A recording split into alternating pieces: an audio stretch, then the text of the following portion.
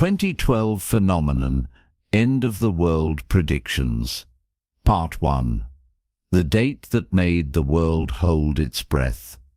Good evening, dear listener. As you sink deeper into your pillow, feel the stillness settle around you, your body soft, your mind slow. The day is behind you now. What remains is space, silence, and something strange waiting to be explored. Tonight we drift back to a moment the whole world felt. December 21st, 2012. The date circled in headlines, whispered in documentaries, passed between friends like a quiet dare. Is this it? Not just a new year, but maybe the last one.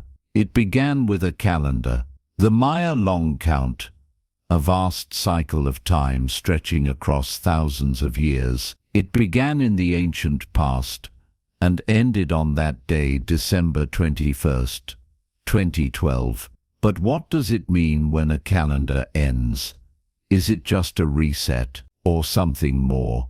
Many believed it marked the end of everything, the collapse of time, the return of an ancient force, a cosmic alignment that would shift the earth or destroy it. Others believed it was the beginning of something new, a great awakening, a step into a higher dimension, a quiet evolution of consciousness itself. The media ran with it. Apocalypse, countdowns, end of the world survival kits. But beneath the noise something else stirred. Not panic, but curiosity. Because when millions of people around the world quietly tune into the same question, what if this really is the end? Something happens.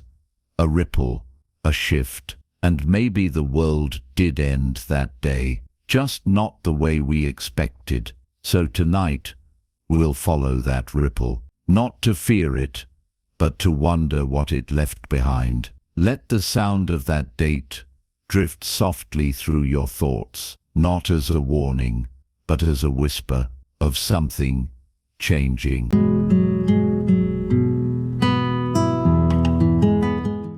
Part 2. The Calendar That Ended. Welcome back. The night is deeper now, and so is the story. Let's return to where it began, with the calendar. Not a paper calendar, not a digital clock, but stone, massive, carved with symbols that felt like they belonged to something beyond time. The Maya didn't see time the way we do. To them, it was not a line. It was a circle. Cycles of rise and fall, creation and destruction. Time wasn't passing, it was returning. And the long count calendar, it was vast. A system tracking thousands of years, from the mythical beginning of this world, all the way to December 21st, 2012. The end of the 13th Baktun, a complete cosmic cycle. And when that calendar ran out, people asked, why stop there? Did they run out of space on the stone? Or did they mark a moment they believed would change everything? Some thought it meant the gods would return. Others believed the earth would tilt, break, burn. There were whispers of solar storms, of black holes, of time unraveling. But what the Maya themselves said, much of their language was lost, their books destroyed. What remains are symbols, echoes, and into those echoes, the modern world poured meaning. Apocalypse, ascension, rebirth. But what if the calendar didn't predict an end? What if it described a threshold, a moment between cycles, between who we were and who we're becoming? So as you lie here now, imagine a stone circle glowing under starlight, the last symbol carved, the air holding its breath. Not the end, just the pause before a new chapter begins.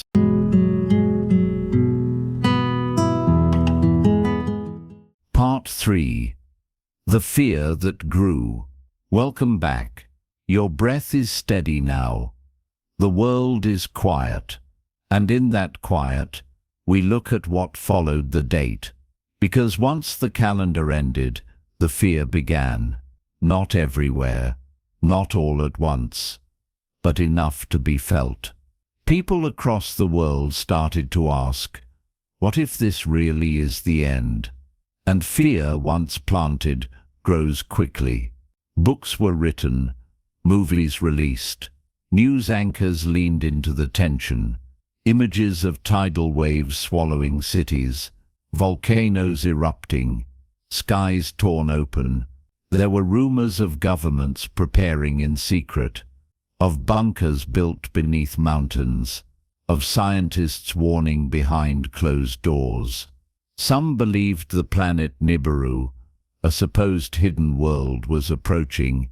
Others said the poles would shift, flipping Earth's magnetic field overnight. A few even claimed ancient extraterrestrials would return to judge what we had become.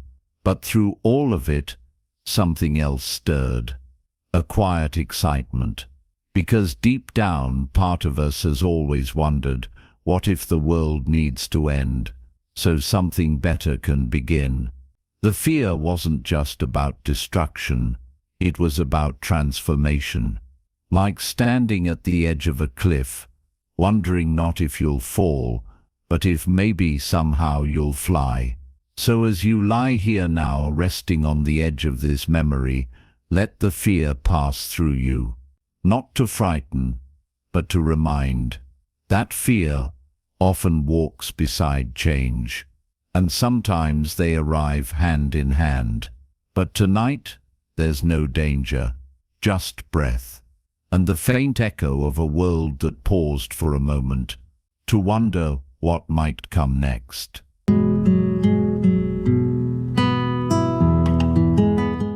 Alignments in the sky. Welcome back. You're relaxed now, breathing slow, drifting with the mystery. And now, we look up. Because one of the strongest beliefs about 2012 was tied to the stars, to alignment. That on December 21st, the Earth, the Sun, and the center of the Milky Way would line up perfectly. Once, in a great cycle. Some said this rare cosmic moment would open a doorway, a galactic channel of energy, a beam of transformation. They called it the galactic alignment. Not science fiction, not astrology. Something else.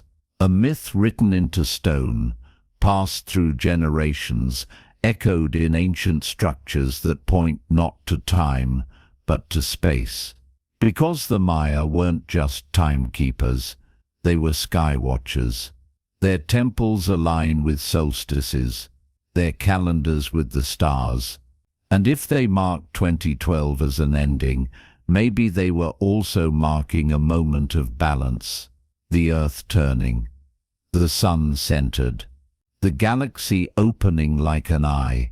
What would that alignment do? Some believed it would raise human consciousness, awaken dormant parts of the mind, connect us to something larger, not just physically, spiritually. Others feared it would disrupt Earth's energy, causing earthquakes, storms, or worse. But when the day came, the skies didn't fall, the sun didn't change, and yet something felt different. Not in the air, but in us. So now, lie back and picture the sky above you, dark, wide, perfectly still. 3 points, Earth, Sun, Galaxy, lined up in silence, not screaming change, just offering it, and waiting to see if we notice.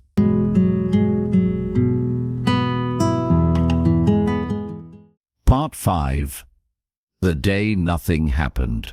Welcome back. You're deep in the calm now, and just ahead is the day itself. December 21st, 2012. It arrived like any other day, clear skies in some places, rain in others, people waking up, watching, waiting. Some gathered on mountain tops. Others lit candles in silence.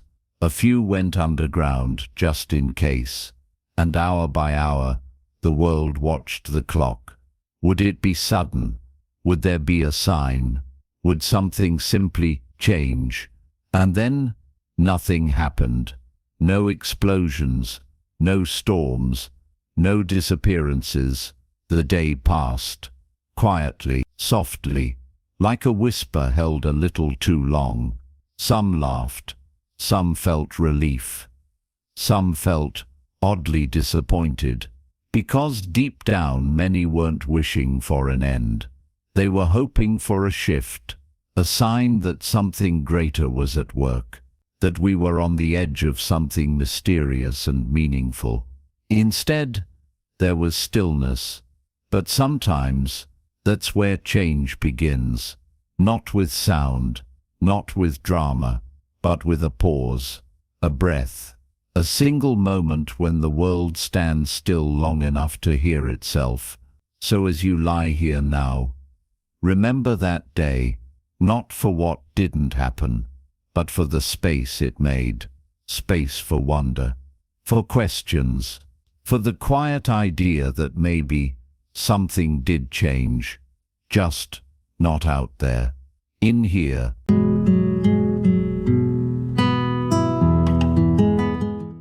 Part 6.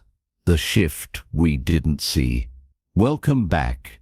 Your breath is calm, your body still.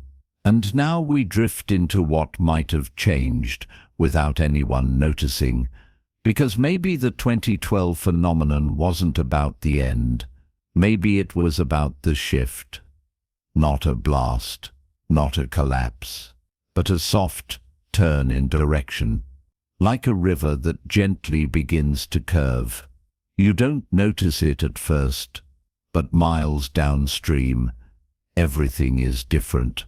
Some believe that on December 21st, 2012, human consciousness began to shift, that something subtle rewired the way we connect, dream, think, feel, that since then time feels faster, dreams feel deeper, the world feels stranger. Have you noticed? Moments blend more easily. Technology accelerates. More people search for meaning, in stars, in breath, in silence. There's a rise in intuition, synchronicities, that strange feeling that things are unfolding just a little too perfectly, or oddly, or both. It doesn't look like the end of the world. It looks like the end of the old world, and maybe the beginning of something else, something lighter. Something more awake, not overnight, not all at once, but slowly, like dawn. So now, lie still in that light. You don't need to name the shift. You only need to know you're in it. And every calm breath you take tonight, every dream that follows, is part of a world that's still becoming.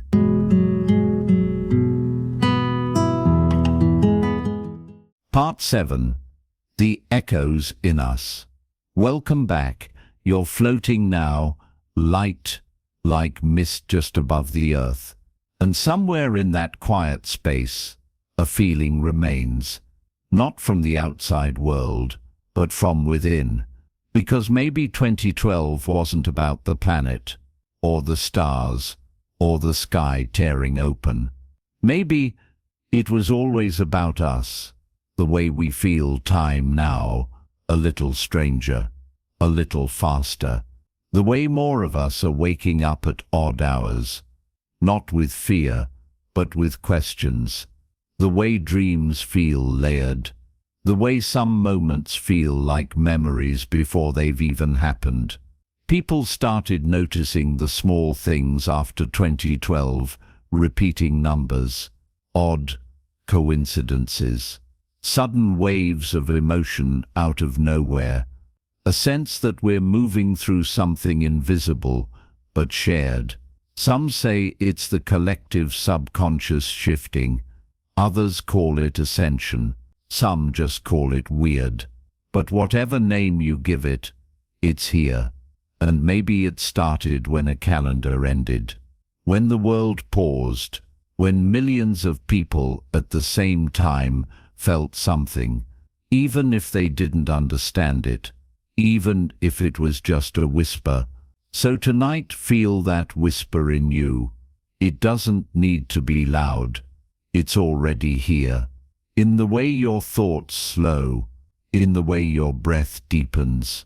In the part of you that's still changing. Quietly, softly, without asking for attention. Not ending. Just evolving.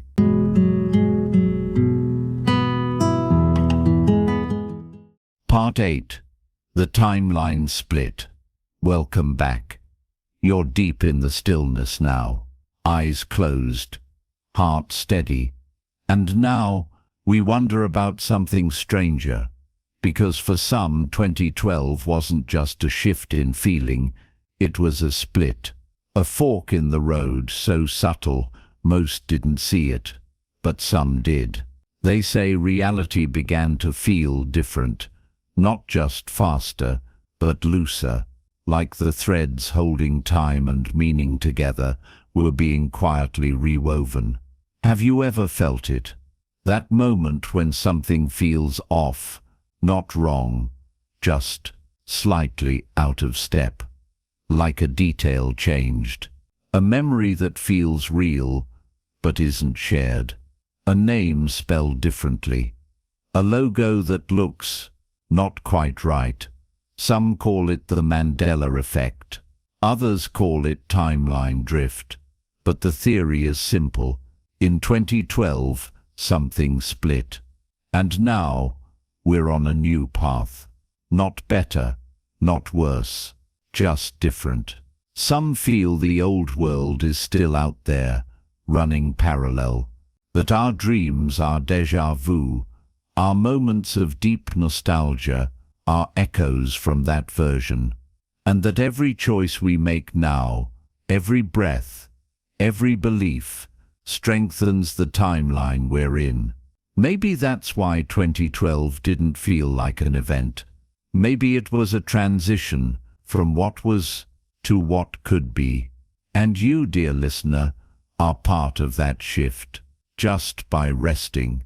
Just by being here, just by remembering that something changed, even if we never saw it happen.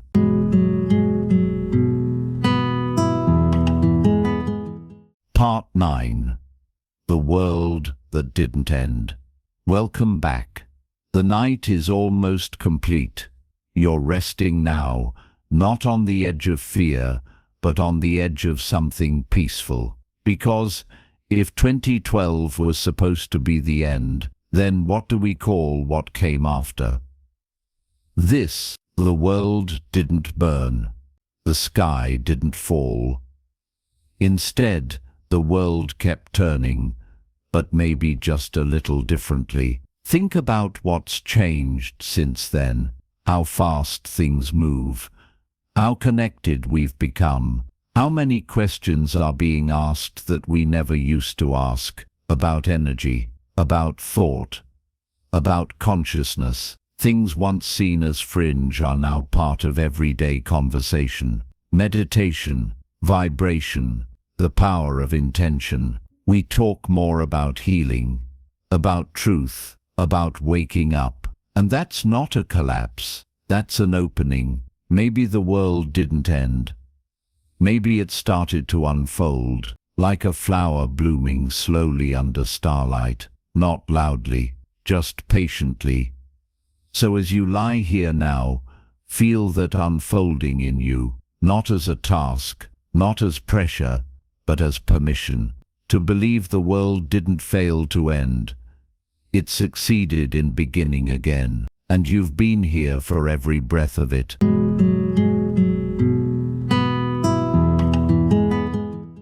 Part 10. The New Cycle. Welcome back one last time. This is the part where the story doesn't end. It simply becomes quieter, gentler, more like a dream you carry with you even after you wake. Because maybe that's what 2012 really was. Not the end of time, not the collapse of the world, but the start of a new cycle. One we stepped into without knowing, without fireworks, without proof, just a quiet turning.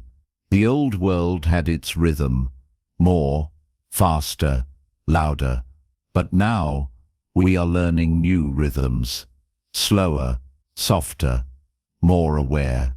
Maybe we're learning to listen again, to the sky, to the earth, to each other. Maybe the Maya were never warning us. Maybe they were welcoming us to a new kind of time. One where meaning matters more than minutes, where presence matters more than progress. A world not made of endings, but of deep, steady beginnings. So now, as you lie in this final moment, feel that new cycle in your breath. Every inhale, a quiet return. Every exhale, a gentle release of what's no longer needed. You are not late. You are not behind. You are exactly where you need to be, at the beginning. And that is a beautiful place to fall asleep.